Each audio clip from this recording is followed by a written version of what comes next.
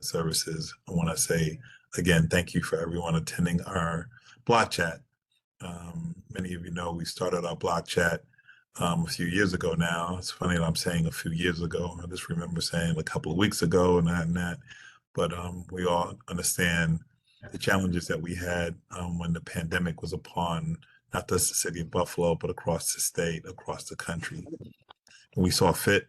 We had a particular charge from the mayor, Mayor Byron Brown, and also from the community to try to make sure that we can get information out and we can find information coming in to make sure that folks had particular tools. And so we invite speakers, not just folks from City Hall, but across different genres, to kind of inform. We make sure we get recommendations. Today is no different. In fact, I'll get a chance to introduce our speaker, but this is just a great forum. We can't pretend that just because you live, work, or worship in the city of Buffalo, we all know the rules and we know all of these particular things.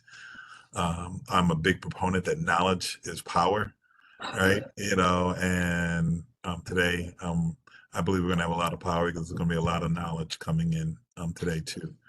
We do this in conjunction with the Board of Block Clubs. I know Mike is going to probably reach out to the president, just email or text her to jump on board, or somebody from the Board of Block Clubs, and we just give reports too. So again, thanks for everyone jumping on. I'm excited about this particular topic. We actually started this topic a few weeks ago with their executive director from the Division of Real Estate. And just like serendipity, in the midst of that, we had a fire alarm, so we had to suspend the block chat. And and so it was really a lot of great, interesting conversations and talks. And so we're going to be joined by the assistant director of real estate. I know her well, a great public servant. Real estate is in her veins. She knows it. She's been doing this professionally for a little bit, and we're just happy to have Yvonne Bailey with us within the city, giving a perspective and working with Ari Greenspan and her staff. And she's going to talk a little bit about the division of real estate, but also that's going to continue with the PowerPoint or the presentation moving forward. And so I'm going to be leaving you. I actually have another appointment, but you're going to be in capable hands with the Division of Citizen Services, Team Citizen Services. My staff is on board, and they're going to bring you through the rest of the day. Nicole, I'm going to turn this over to you.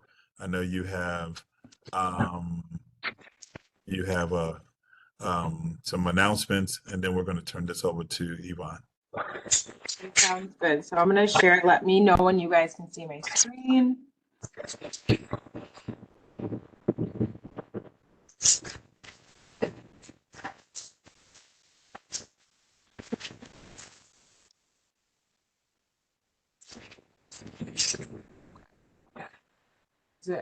Can you guys see my screen?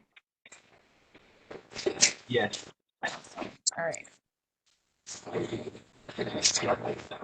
So as always, just sharing with you guys, we still are having the Talk of the Town with Mayor Brown, still on Sundays at 1 p.m.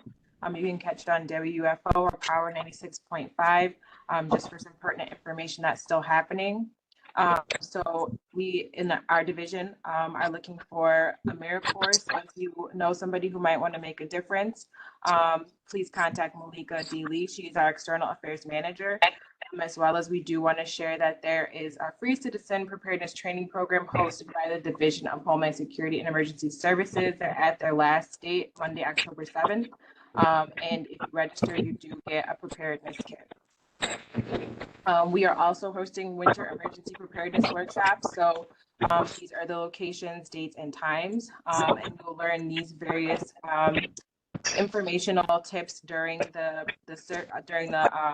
presentation, as well as we've added a date. So this Monday, we're going to have an additional one at African American Cultural Center. So we just want to be mindful and let everybody know that these are happening.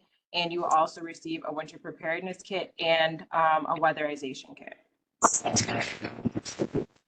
E-District is having a donation drive, Share the Warmth event. So they're looking for different items to be collected through November 10th. The drop-off location is the E-District Police Station, and you can call that number for more information, as well as there are firehouse open houses this Saturday.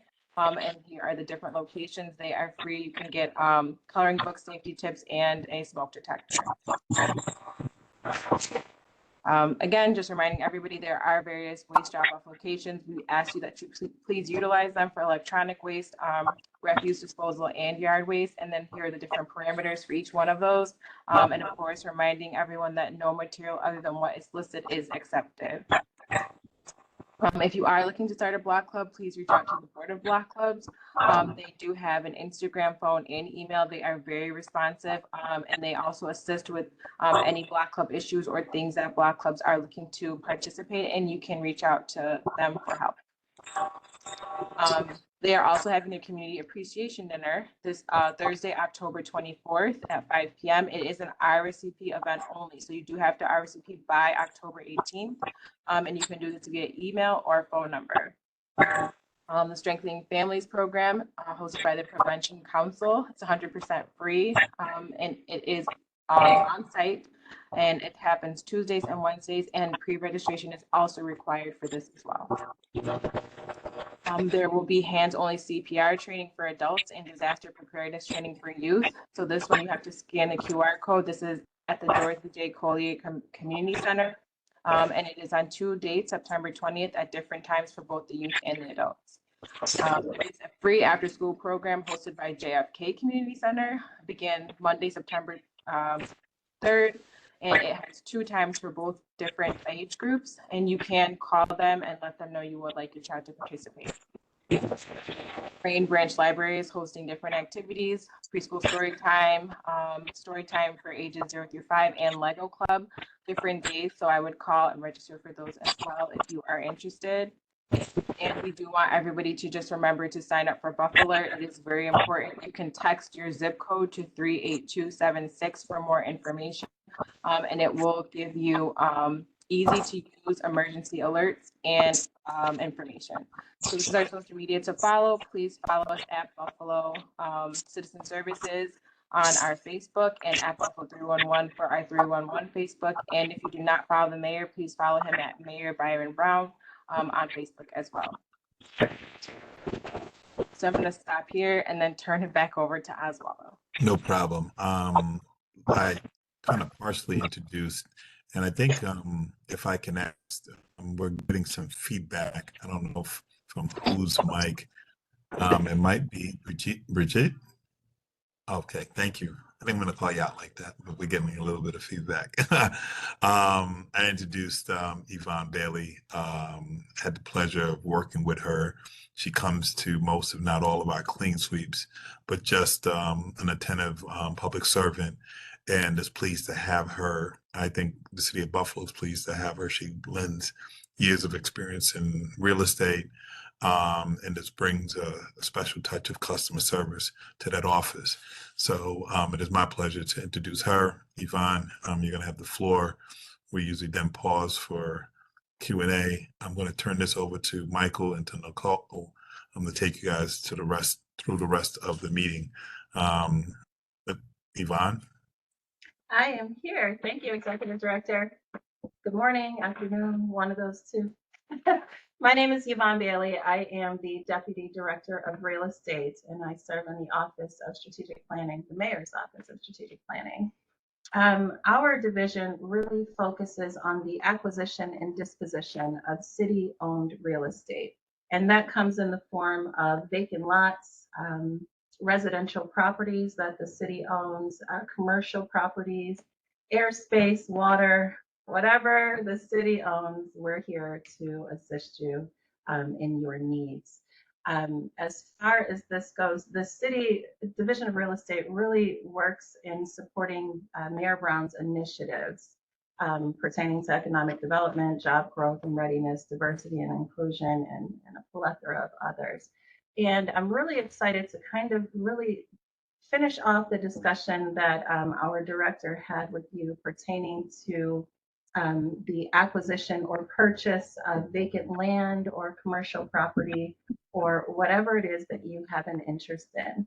And if we can kind of just begin on the acquisition of vacant land, specifically adjacent to a property, adjacent next to a property that you may own.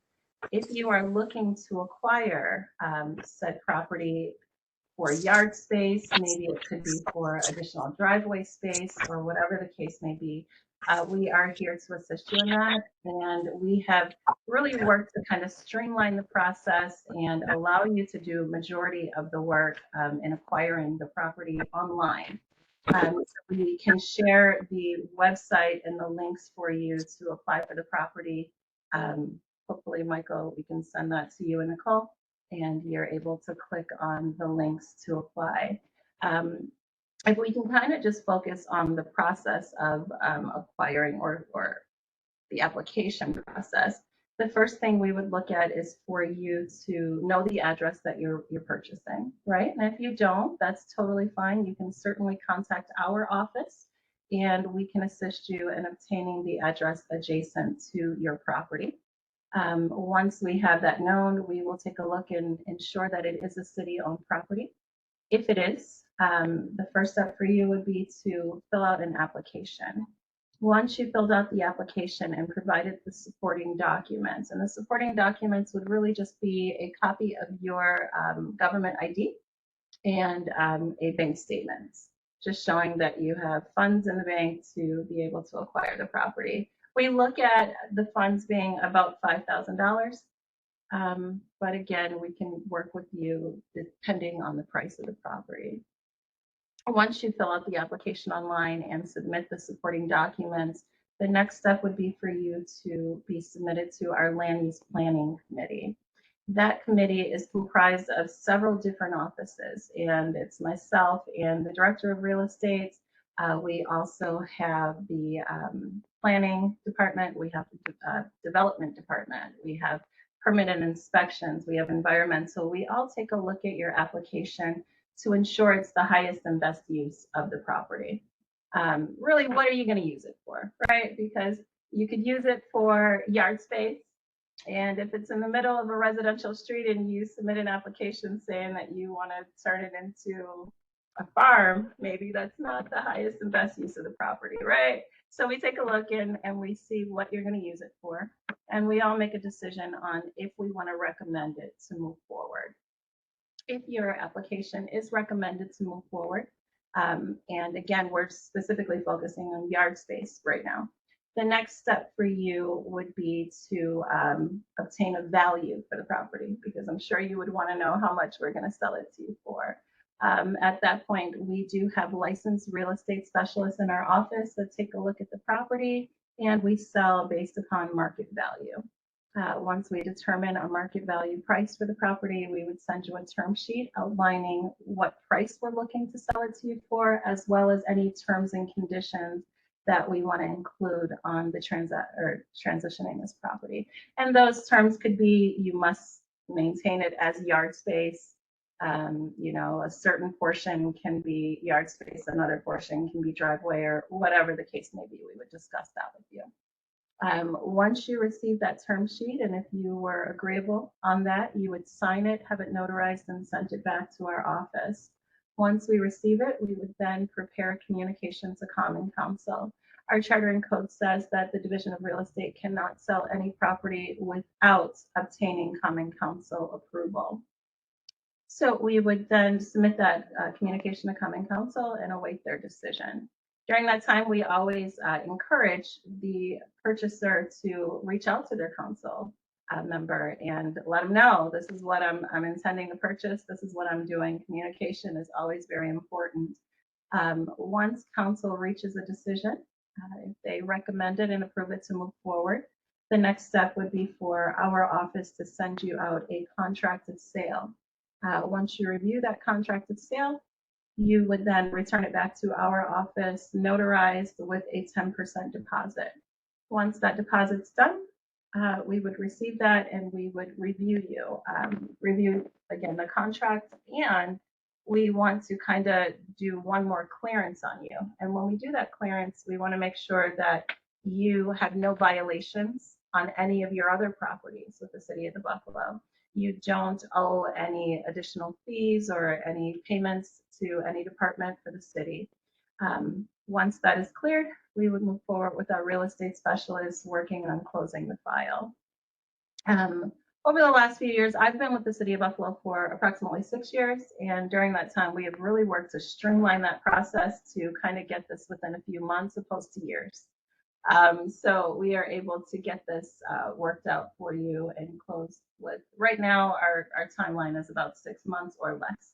And I'm really, really proud of that because, a few years ago, it was a little bit longer than that. So once we complete the process of the closing documents, we would send you a closing statement. You would be welcomed into our office. We would have you sign all the paperwork, and then the property is yours. So that is the process of purchasing a vacant lot adjacent to your home.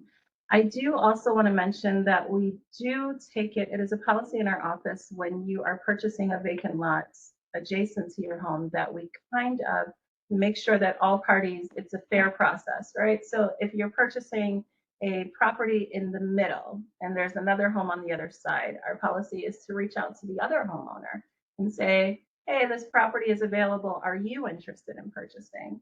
And if they respond within 30 days, we would then look at kind of splitting that property in half. We want to make sure that we're being fair to all parties, right? So we would offer you a portion of it, and we would also offer the adjacent owner on the other side of the property another portion of it, or the other half of the property. If that owner does not respond, then of course, we would come back to you and say we can move forward with selling you the entirety of the property, provided that was approved in land use. So that's kind of the deal with selling you an adjacent property to your home. We also have, occasionally we have foreclosed properties that we have in our inventory, residential properties. If you are interested in any of those properties come from our NREM auction, and any leftover properties come to our office. And once we have those in our inventory, if you are interested in purchasing them, we do look for a few things. We look for you to not only have the funds to purchase, but we also look for you to have the funds to repair and bring that property back to life, right? So if you are interested in that, you would make an appointment with our office to go out to take a look at the property with your licensed contractor. Your licensed contractor, City of Buffalo licensed contracting. The contractor would then provide you with a scope of work stating exactly what it is that you need to address on the property to bring it back to life, I like to say. And then we would be looking for you to submit proof of funds showing that you have the ability to purchase as well as repair the property. Again, still goes through the same process of land use planning, making sure that you purchasing is the highest and best use of the property. We move forward with common counsel, contract of sale, 10% deposit, and then we move forward through the closing process.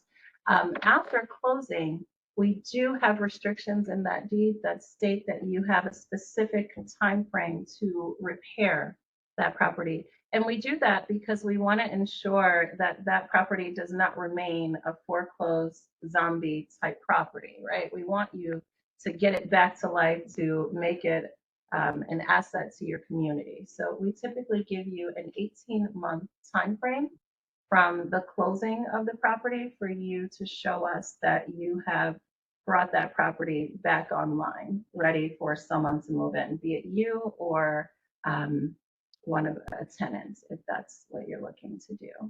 In addition to that, we also work with developers, and that can be a small developer or a larger developer that's looking to do a project within the city. So if you are seeing vacant land in the area and you are looking to construct a building, or you're looking to maybe do a residential project, we certainly do that as well.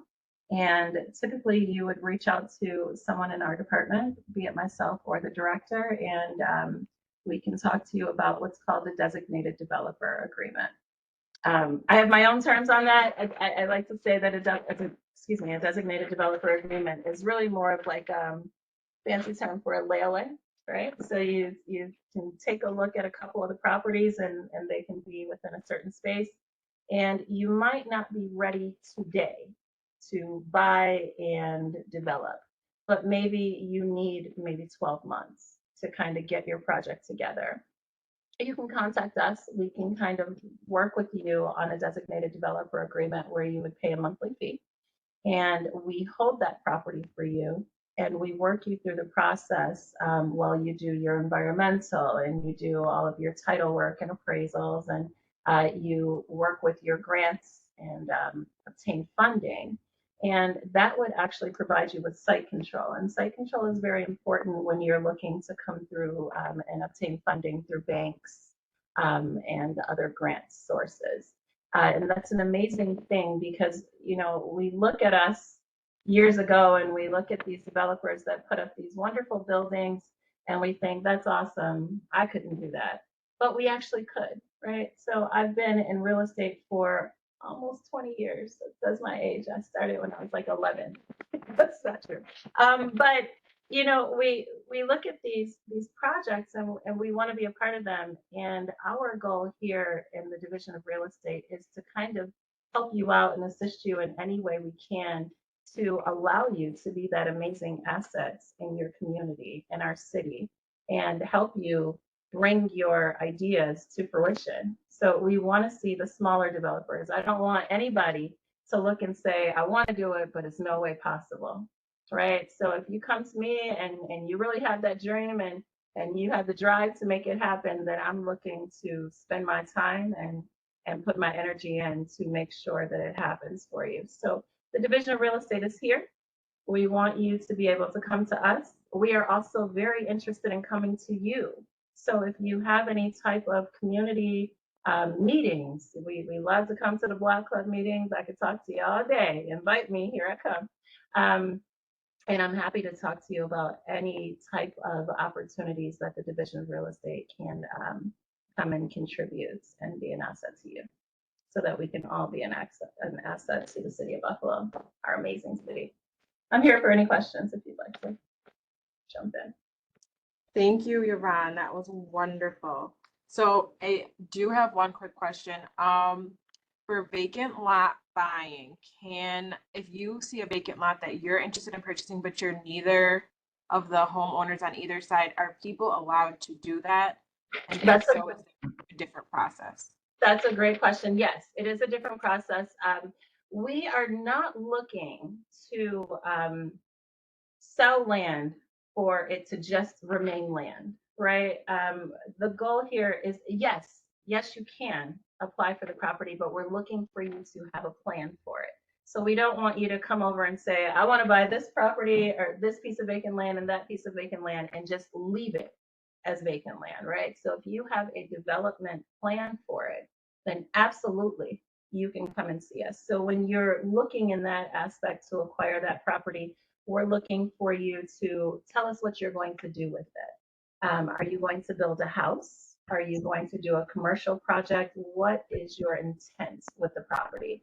And is your intent is it going to happen soon, opposed to I'm going to hold it for 10, 15 years and then maybe I'm going to do something with it. Did I get that? Did I answer that fully? You did.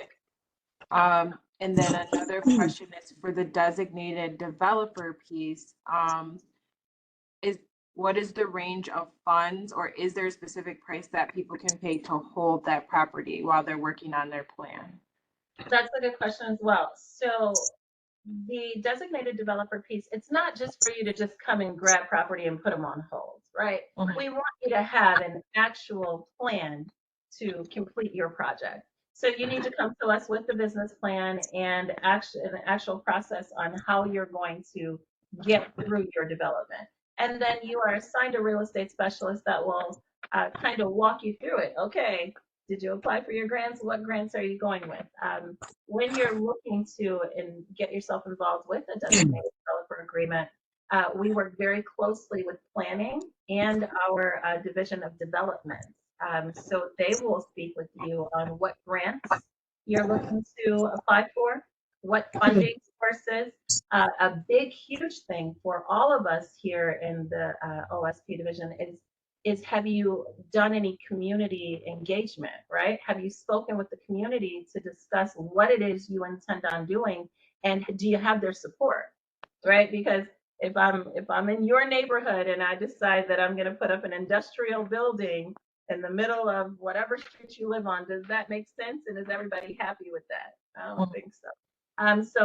Community engagement is a huge thing. So when you speak of the range of pricing, the monthly payments, and I think that was your question, it depends on the project. It depends on how many lots you're obtaining, the assessed value of those lots, and the overall cost of the project. The designated developer payments range from $250 a month to $1,000 a month. And you would pay that monthly for that 12-month period, or sometimes it might be 18 months, depending on the project. And during that time, you have site control. You have the ability to say to all of your lenders or your grants applications, I'm working on this. The city has allocated this land to me, provided I can obtain these funds. And at the end, provided that we can get through this successfully, any designated developer payments that you have paid to the city are allocated to the purchase price of the property. Now, if you're paying those payments and then you kind of just fall off the map and we can't find you and you're not doing your portions of the agreement, then those payments are non-refundable and they stay with us. Okay. Is there a length of time for the designated developer process too? Somebody asked, like, do you still want them to complete the project in a specific amount of time, or if they're working as you asked, can it be and it's an elongated process? Is that okay? So a designated developer agreement is typically 12 to 18 months. That is your initial time period. Sometimes you apply for funding and it takes a little longer, provided that you and our office are in full communication and you are genuinely, fulfilling your obligations. It might be a time where we have to provide you with an extension to your designated developer agreement, and absolutely, we would definitely consider that, and we have done it, and if necessary, we will continue to do it for specific projects. But once you're ready, once you have completed all your due diligence pieces and completed all of the terms in that agreement, then you're coming to me and you're saying, Yvonne, I have funding. I'm ready. I have done my title work. I did the appraisal. Everything's ready. It's time to take it off of layaway and it's time to buy it, right? You come in, you got your money. And we would then go back to Common Council. I'm sorry, I'm going ahead of myself. We would then, that is our office's tickler to start your contract. So we would then work on your contract of sale in our office. We call it a land disposition agreement, LDA. We would work with the developer and the attorney on negotiating the contract of sale, and we would then go back to Common Council and we'll say to them, all right, they're done with their designated developer agreement. It's time to buy. And Common Council will then review that with them. They will give us an approval, hopefully, and then we will move forward to the actual closing of the property. Yes, we do have a specific amount of time from closing to you completing your project. And again, that is it's determined by your project, right? So if it's just a quick, easy something that you can erect and get done in 12 months, then that's it. All of our sales come with a reverter. The reverter states that if you do not do what we all agreed on, what you told us that you were going to do, all the documents that you signed and agreed to, then the property would revert back to the city. And that's very important for the community, right? Because, you know, the residents see that the city is saying, we're selling this property, this developer is going to do this amazing thing. And then 4 or 5 years later, that property is still sitting there. That's not fair. It's not fair to the community. As a result of that, we have, since I have been here, we have included that piece of the reverter in there. And that's a protection for the residents, for the city of Buffalo, us, and it's also it's a motivator for the developer, right? I need to get this done. I put my money into it. I've invested into it. I don't want the city to take it back. So let me do what I said I was going to do. And again, that reverter period, it's dependent on the project, right? Because sometimes it takes a little bit longer for you to get that project done. Typically, that reverter piece for a large development is 2 to 3 years. And that is very reasonable for us directing a $20 million project. It does take a little time, and we definitely want to acknowledge that. But again, we want to make sure that the residents and the community is protected. Okay, thank you. Another quick question somebody sent in from before was if they have an idea for a project, but it might not be zoned for that, can they buy the property first and then go through zoning, or do you have to go through zoning if you need something rezoned and then buy the property? So again, I would say project specific project, it depends on the project. But most of the time, once you put in the application, it goes through land use planning. Our planning department is on that committee, and they will let us know if it needs to be rezoned, what needs to happen. Do they need to go through planning board? Majority of all the sales to the city of Buffalo go through the planning board. So they would go through planning and zoning prior to acquiring the property. So hopefully that's your answer. Yes. And then will the city hold any city auctions for property? Right now, as I'm aware, our next City of Buffalo auction is slated for October of 2025. And just so we know, these auctions are cash auctions, right? Because I think somebody asked that last time too. Yes, as far as I'm aware, it is a cash auction. Okay, perfect. So that's the questions that were sent in to me.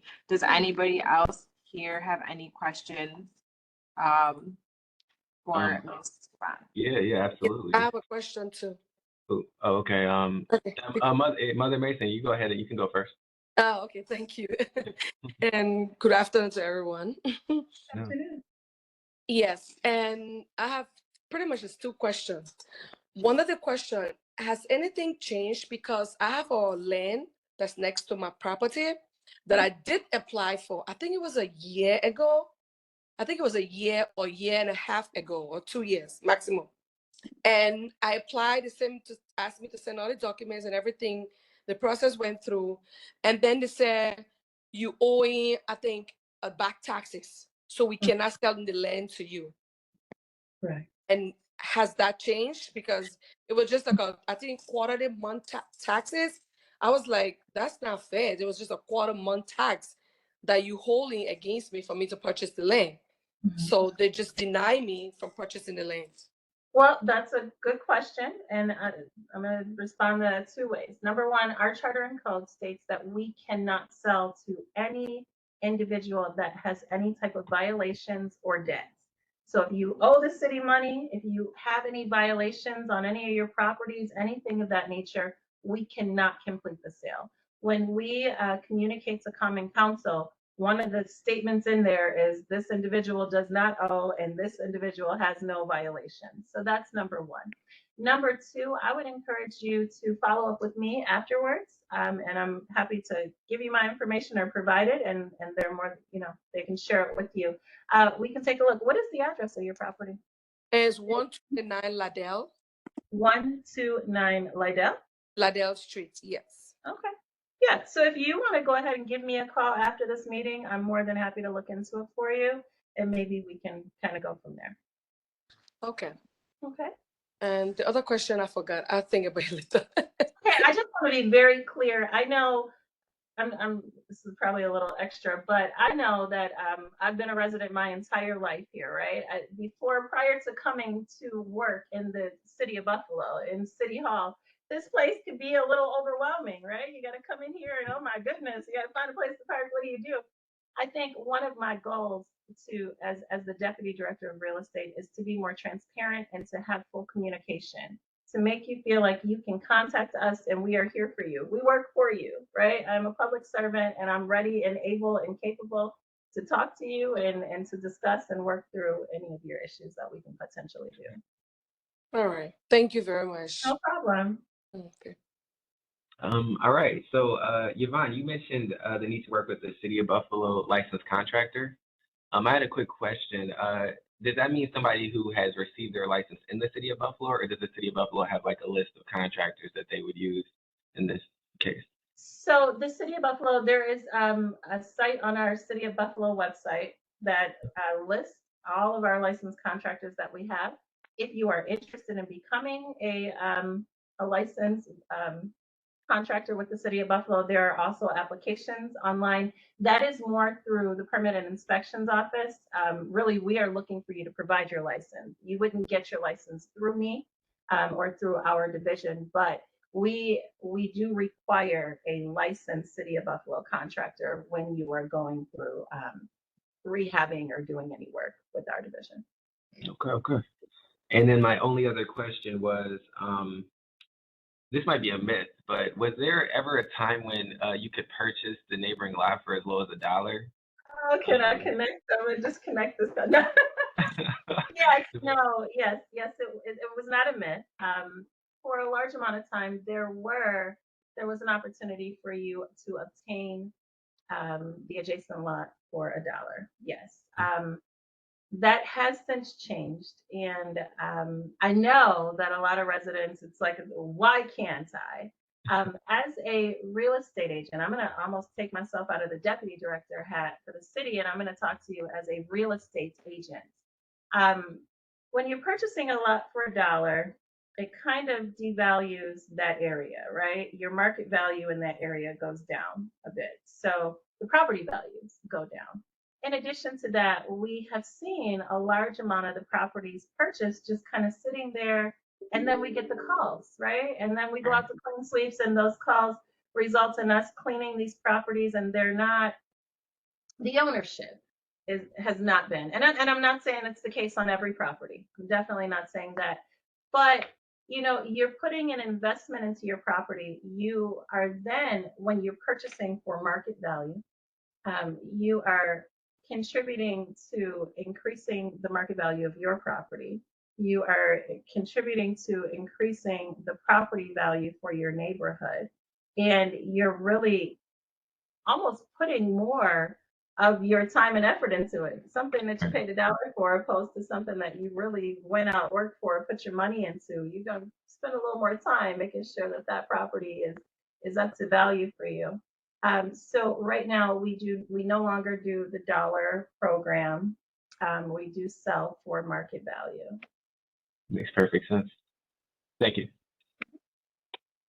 All right, Bridget, I see you have your hand raised. I think you're muted.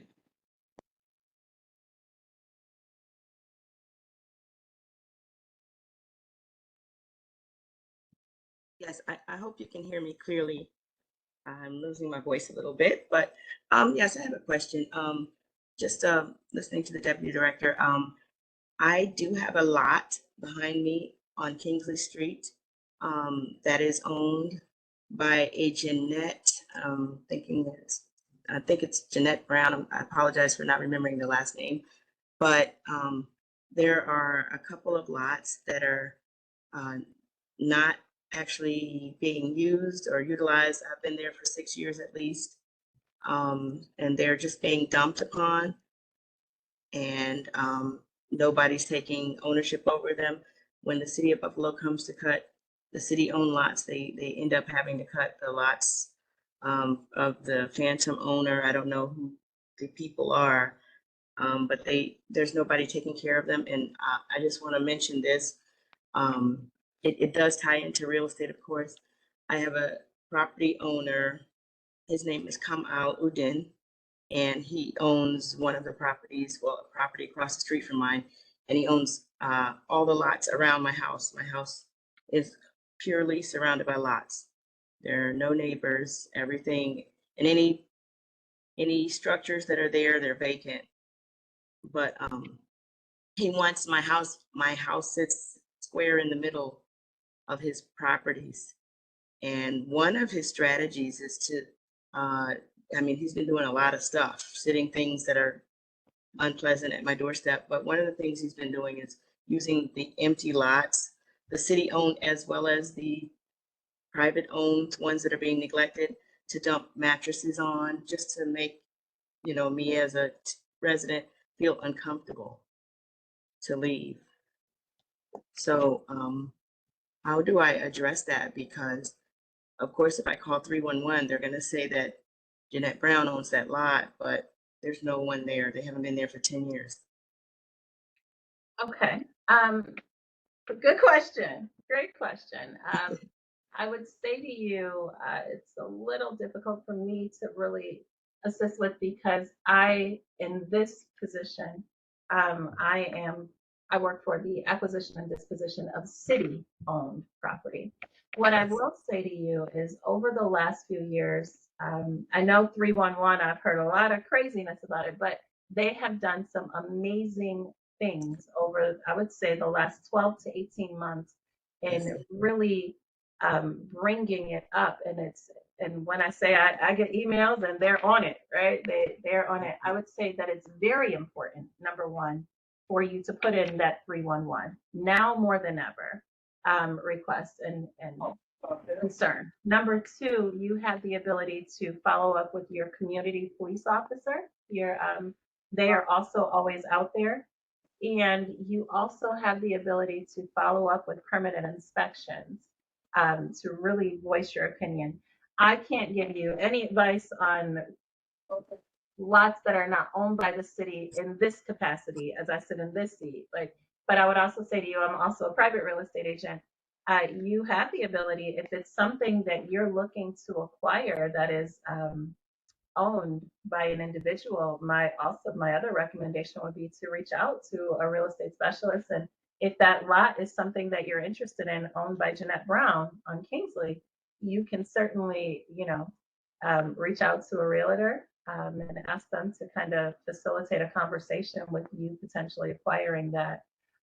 As for the other difficulty that you're experiencing, I genuinely apologize that I can't personally do anything for it. But my recommendation, again, would be to definitely continue to follow up with 311, to certainly reach out to your community police officer. There's a difference between calling 911 and calling the additional numbers, which I'm sure we can get you information on. But your community police officer can certainly assist you with that. And sometimes, maybe one phone call might not be enough, and maybe you need to reach out a few more times to make sure that you're heard and your issues are addressed on that. Okay, thank you. Thank you. Oh, and I just wanted to mention, but they're also dumping on the city properties. So they made a huge mess of the area. Yep, city properties that we definitely want to know about. I mean, not that we want to know about it all, obviously. Yes. City properties. In this capacity, I'm definitely interested in. So again, your very first step is 311, right? Because even if you call this office, I'm going to ask you if you put in a 311 call. Yes. That's okay. That's very important because it allows us to keep track. It allows us to kind of know where we need to go next. Mike and Nicole, that kind of gives them a lot of data and information to know where they need to move. It also lets the Division of Real Estate know, what you're saying, right? Because it's a difference between saying, I call and call, opposed to I call and I filed that 311 and I can pull it up and see it. So very important for you to do that. After you do that, you can also always call our office. You can call the real estate office, and we can also look into it. We, in the Division of Real Estate, we work very well with DPW, Department of Public Works, which definitely can come out and address that concern. The Division of Real Estate also has our own field team. that we work with. And if I need to, if necessary, my field team manager, I can call him and he will go out and take a look at that property. And I might just be right behind him in my car as well. So if there is any dumping on a city lot, please 311 and follow up with my office.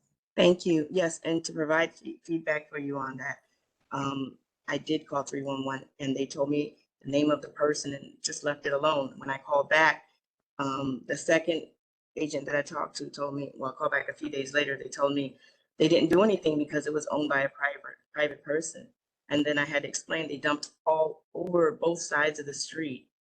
And so now they are now, looking into getting all those mattresses and big bags and furniture and everything that they dumped all over the place. Okay, so we will definitely, I'm sure Mike and Nicole and I, we can definitely look into that and get some more information on that for you. Thank you. Thank you for pointing that out. All right, thank you.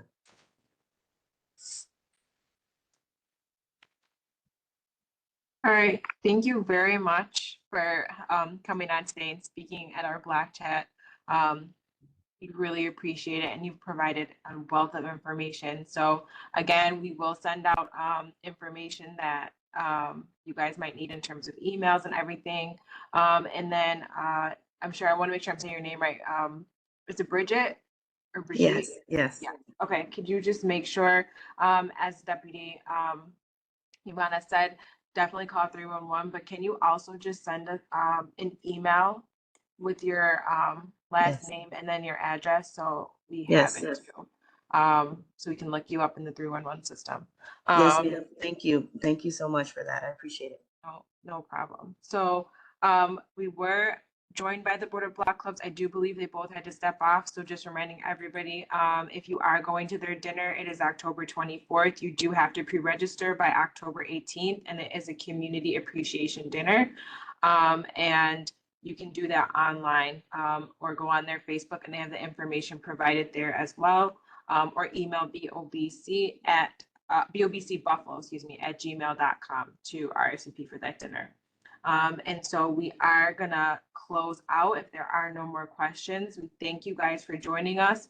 Our next Black Chat will be October 18th. We're gonna be talking a little bit about domestic violence. It was Domestic Violence Awareness and Suicide Prevention Month. So we just want to touch on that and make sure everybody's up to date on those topics as well. Okay. All right. Thank you, everybody. Thank you very much. Yeah. I get in touch with Miss Iana. Yvonne, Mother Mason, Yvonne. yes. I was just looking up your info, 129 Liddell. I see it. I see Give me it. a call. Okay. Okay, I just called the city hall, called the Nicole's number because I Nicole don't. just put it in the chat, but Yeah, it's in the chat. my office, it's 716-851-5278. That's my extension personally. But she also put in the overall number for my department, which is 716-851-5280, 5280. Okay. All right. Thank you so much. Thank you, everyone. Thank you. Have a blessed day. Nice You too. Bye-bye, everyone. Bye. Thanks. Bye. Bye.